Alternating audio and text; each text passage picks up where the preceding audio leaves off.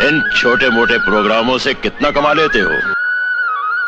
जितना भी कमा लेता हूँ खुश हूँ। 2 रोटी के साथ पब्लिक का प्यार मिल जाता है, इससे ज्यादा एक कलाकार को और क्या चाहिए।